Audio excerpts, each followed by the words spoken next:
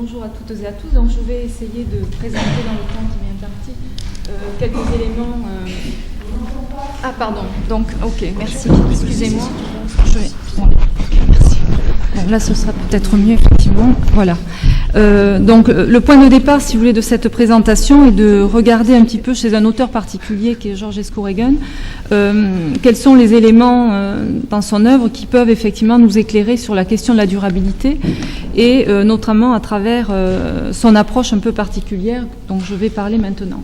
Simplement pour dire ici que je vais présenter mon travail de réflexion ici en 3 points. D'abord, c'est pas le point qui est le moindre ici, c'est la question de la loi d'entropie, puisqu'il est un des économistes de son temps qui a en premier donc pris en compte, et c'est l'apport de son œuvre aussi, la loi d'entropie donc pour l'analyse des phénomènes économiques de manière générale. Donc je ferai un point là-dessus assez rapide. J'évoquerai ensuite son approche donc de la production, qui est une approche en termes de fonds-flux, pour comprendre ici quel est l'intérêt de cette approche pour nous permettre de mieux comprendre ce que fait un processus. Et enfin, troisième idée, c'est de voir dans quelle mesure, à partir de cette approche, on pourrait tirer quelques enseignements sur la soutenabilité ou durabilité. Pour moi, les deux concepts n'ont pas de différence en soi. Donc, sur le processus de production, voire sur un processus économique. Donc, sur le premier point d'abord, la loi d'entropie qui intervient ici, donc dans le champ de l'économie, avec cet auteur, introduit directement la question de l'irréversibilité pour observer n'importe quel phénomène économique. Alors, bien sûr, ici, je vais m'intéresser plutôt à la question de la production, mais l'idée étant de dire que finalement, le processus économique ou n'importe quel processus donc de production n'est pas un processus circulaire, hein, mais qu'il a un mode de fonctionnement qui est effectivement orienté par cette loi de la thermodynamique qui est la loi d'entropie. J'ai simplement introduit ici quelques citations donc de son ouvrage The Entropy Law and the Economic Process qui indique effectivement que dans l'univers, cette loi introduit un changement qualitatif à travers la dégradation de l'énergie dans tous les processus qui impliquent des échanges, bien sûr thermiques, ou des échanges d'énergie, on va dire, de manière plus générale. Donc on a un processus économique qui est unidirectionnel. D'un point de vue économique, un autre élément est intéressant ici pour nous, c'est de considérer finalement que ce processus économique agence des éléments entre eux, des éléments qui rentrent et qui sortent dans ce processus économique, et l'analyse et l'apport, un des apports majeurs de Georges Escouréguen a été de montrer effectivement que ces différents éléments qui étaient donc combinés dans un processus de production conduisaient effectivement à combiner finalement différentes qualités de l'énergie, des qualités donc qualifiées ici de basse entropie, et qu'à la sortie du processus économique, ou du processus de production, des éléments pouvaient apparaître, des éléments notamment de haute entropie. J'en dirai un petit peu plus dans un instant. Donc on a en fait une approche ici qui est intéressante. Pourquoi ? Parce que par rapport à une approche classique en termes d'input et output, on a une approche qui donne des éléments qualitatifs ou qui donne une qualification particulière des éléments qui sont combinés, des éléments donc de qualité différentes du point de vue de l'implication toujours de cette loi d'entropie. Donc dans un processus de production, matière et énergie sont les deux éléments pour lesquels il y a dissipation de l'énergie, tandis, comme le rappelle simplement ici Georges Escouréguen, que finalement l'objectif d'un processus économique n'est pas effectivement de dissiper de l'énergie de la matière, mais c'est de répondre bien sûr à un flux immatériel qui est donc ce bien-être. On a parlé, là je cite l'auteur, il parle de the enjoyment of life, donc la joie de vivre. Effectivement, c'est la finalité d'un tel processus qui est indissociable de prélèvement donc de ressources de qualité dotées de basse entropie et situées dans l'environnement.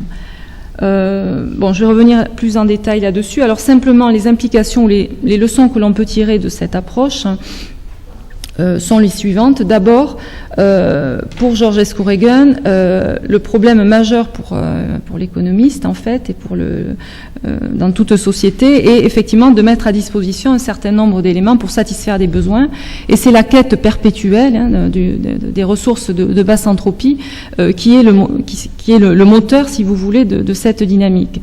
Donc pour arriver à extraire des quantités de charbon, de pétrole, etc., on a effectivement eu besoin d'aller au-delà de nos simples membres, donc si je reprends les termes de membres d'instruments exosomatiques qui sont issus en fait des travaux de Lotka, et il a fallu effectivement recourir à des technologies, à des équipements pour aller prélever cette qualité donc qu'est la basse entropie dans les ressources dont on a besoin pour pouvoir satisfaire nos besoins.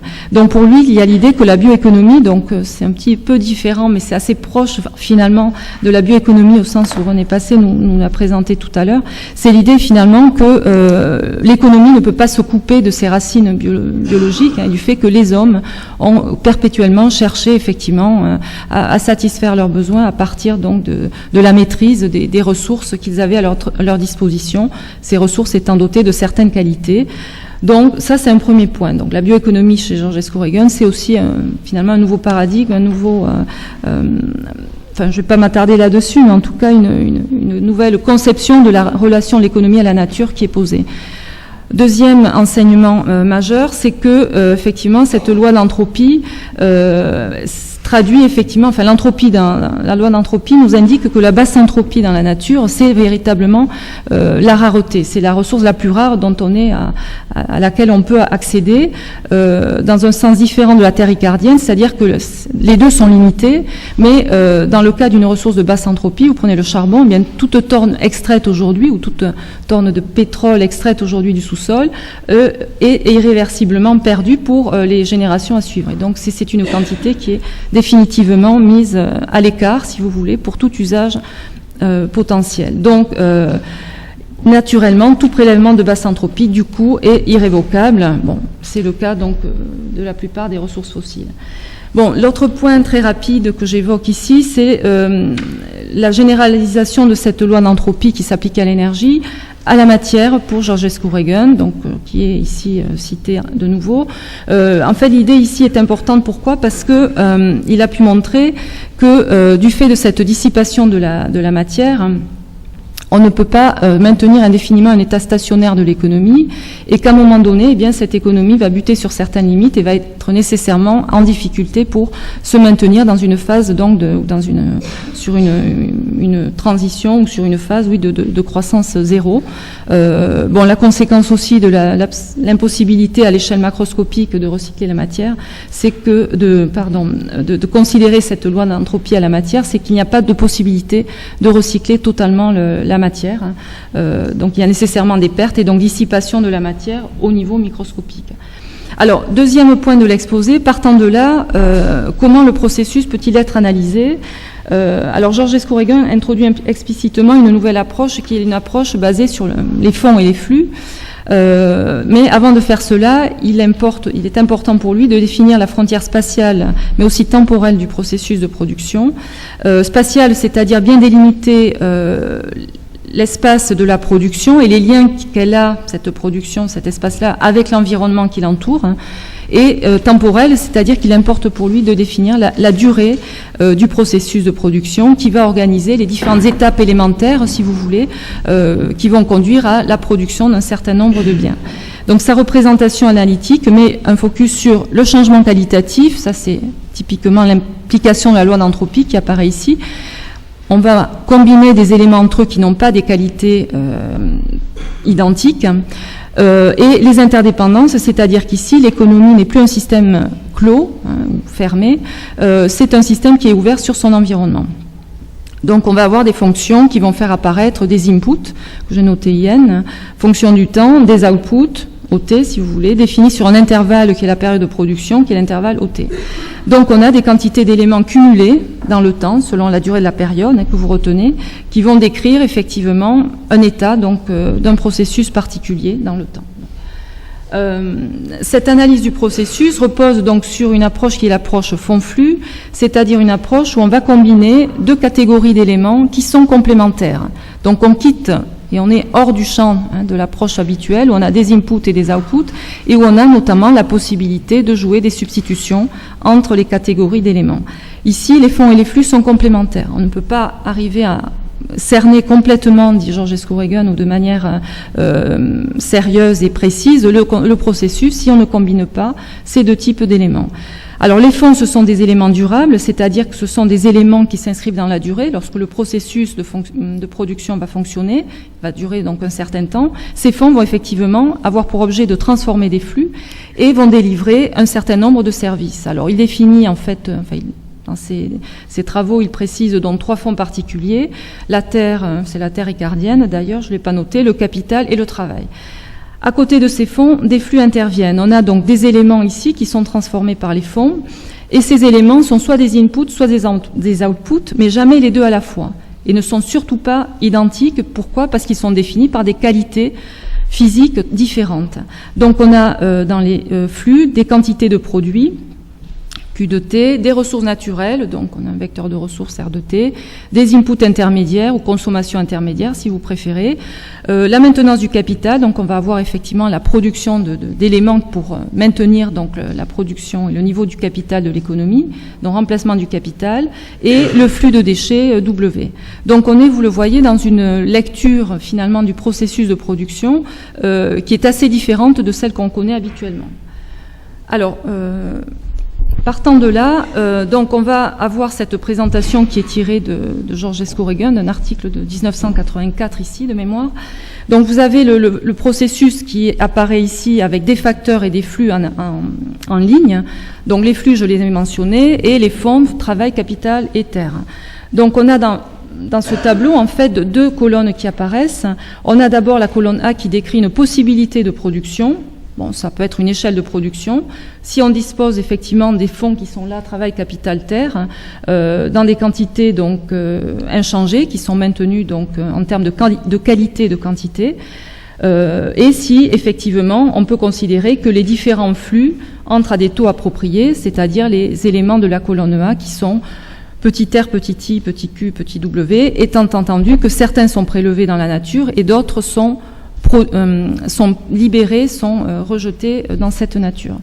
La colonne B, en fait, elle décrit ce que fait, non pas ce que la possibilité de production, mais va décrire ce que réellement le processus de production va mettre en œuvre, c'est-à-dire l'activité sur un intervalle de temps t. Donc ici, l'idée, c'est qu'on fait intervenir directement la variable temps dans le processus de production, avec donc un certain, donc vous avez les variables de tout à l'heure, les flux et les fonds, mais ceux-ci donc sont déterminés en fonction du temps et ne sont pas indépendants de la variable temporelle. Alors, partant de cette approche-là, je vais donner un exemple plus précis dans un instant, mais 2 apports importants me semble-t-il. D'abord, c'est que en termes d'approche fond-flux, on a complémentarité des 2 catégories d'éléments et on peut différencier d'un point de vue qualitatif ces 2 catégories d'éléments. On va y revenir dans un instant. Et deuxième importance aussi, ou apport majeur, c'est la durée du processus de production, qui n'est pas indifférente à l'échelle de production, sauf dans un cas particulier, le cas où vous avez la variable t qui prend la valeur unitaire. Mais en dehors de ce cas très particulier, qui correspond en fait la plupart du temps à la façon dont on traite la production d'un point de vue analytique via une Cobb-Douglas, par exemple, vous avez rarement la variable t qui rentre dans la fonction. Effectivement, en dehors de ce cas particulier, mais il y a tous les autres cas. Donc, partant de là, on peut préciser un petit peu, si vous voulez, les relations processus économique-environnement. Donc là, je m'appuie sur l'apport direct de George Escoregan. J'ai repris donc un processus économique qui progresse ou qui évolue à taux constant. Bon, donc on est à un état stationnaire. On a 6 processus qui interviennent ici, qui sont en fait des sous-processus de ce processus économique. P0 qui transforme la matière en matière contrôlée. Donc je ne rentre pas dans le détail, mais bon, on prélève la ressource brute, on la transforme, ok. P0 c'est la même chose, mais ça concerne l'énergie. Pardon, P1, l'énergie instituée est transformée en énergie contrôlée.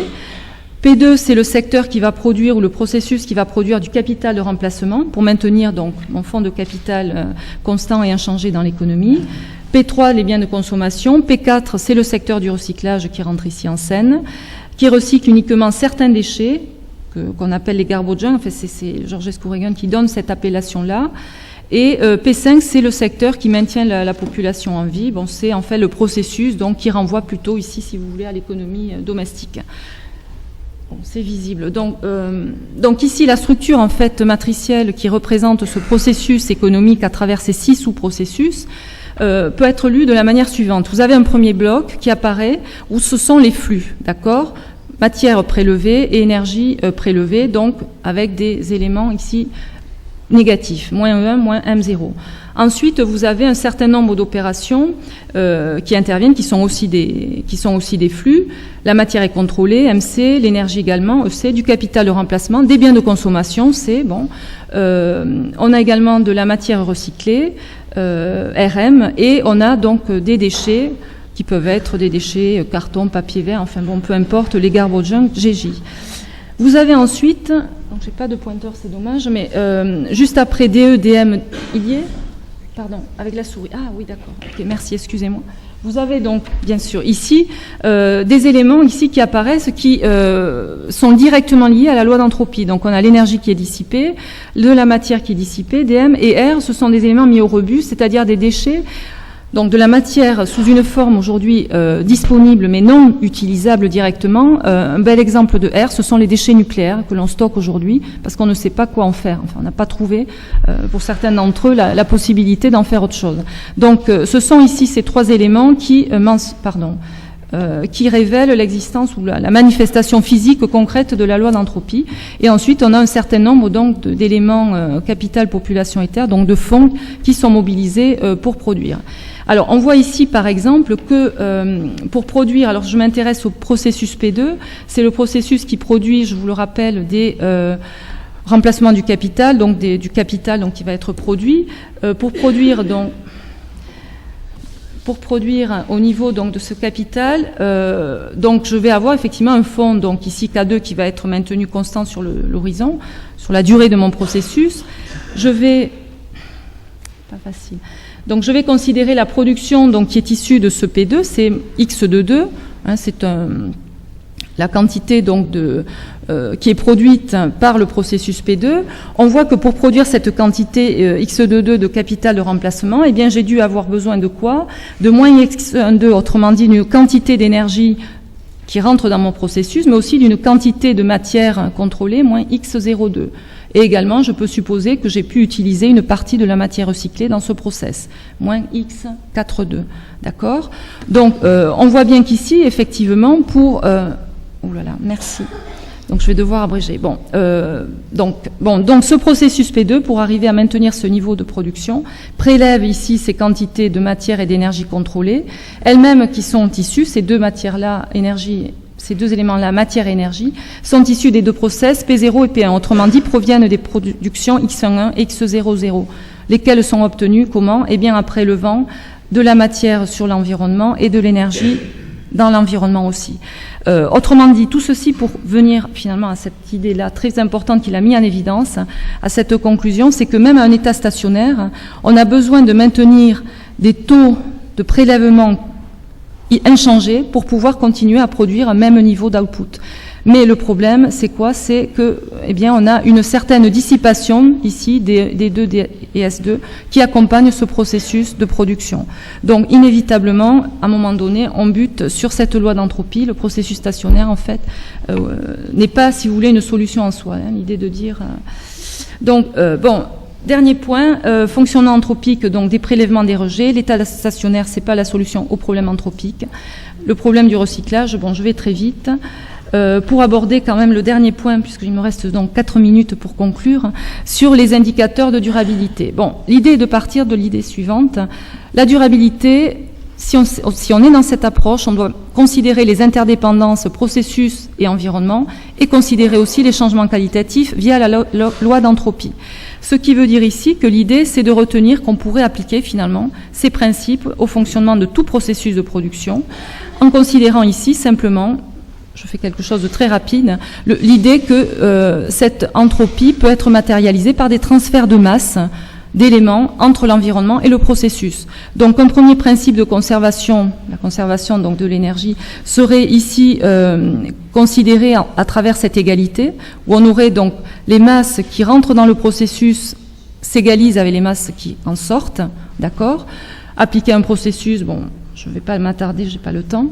Deuxième loi, c'est la loi d'entropie que je considère. Donc la loi d'entropie pour un processus donc quelconque peut être abordée en considérant les flux, l'entropie des flux qui sortent et l'entropie des flux qui entrent. Et donc la différence me donne une variation d'entropie positive, ce qui permettrait de décrire l'aptitude du processus à produire des déchets ou à se dissiper. Et j'ai simplement ici considéré que pour caractériser cette entropie, on pouvait, si on connaissait les éléments qui la composent, on pouvait s'appuyer sur l'entropie massique et en ce moment-là considérer que tel élément est doté donc d'une telle masse, d'une masse connue, et qu'on pourrait à partir de là lui appliquer donc une entropie massique qui est connue, donc c'est la variable TI. Donc l'idée c'est de dire qu'ici, pour n'importe quel processus, on pourrait donc définir le changement d'entropie du processus à partir donc de la variable entropie massique et considérant les flux qui entrent et sortent dans le processus et les masses donc qui entrent et sortent. Du coup, au niveau d'une échelle plus large avec cas processus de production, on aurait la variation donc delta S économie donc pour l'ensemble des processus qui pourrait s'identifier comme la somme de l'ensemble donc l'ensemble de ces variations d'entropie pour tous les processus, étant entendu que on pourrait à ce moment-là considérer quelque part, ça renvoie au seuil qu'on retrouve pour le capital naturel critique dans d'autres domaines, on aurait un seuil qui serait delta S étoile éco, qui pourrait être défini comme un seuil compatible avec des contraintes écologiques. Et l'idée, ce serait de mesurer finalement l'aptitude à dissiper l'énergie et la matière d'un processus à travers donc cette relation-là pour pouvoir apprécier sa durabilité. Et je conclus.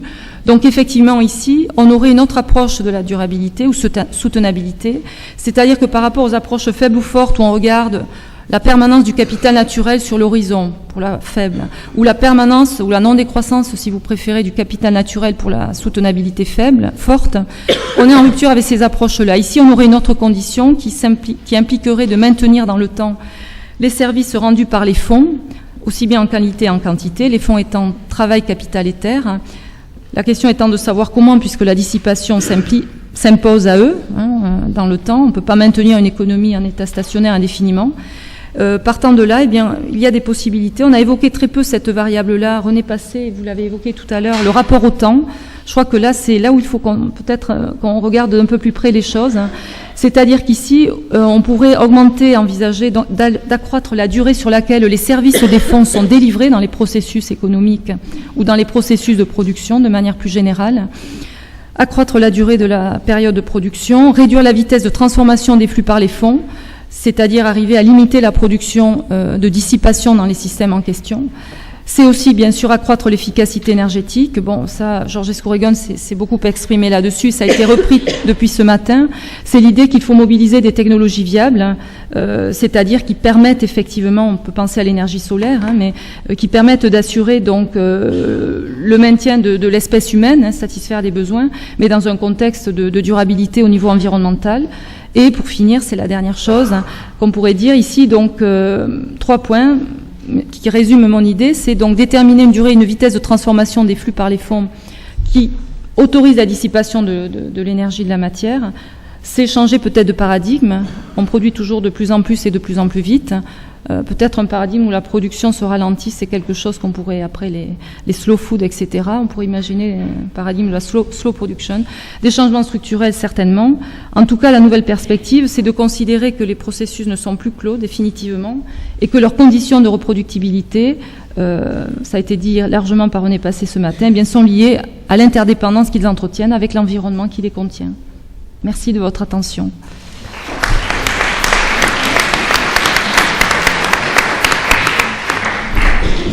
Merci beaucoup.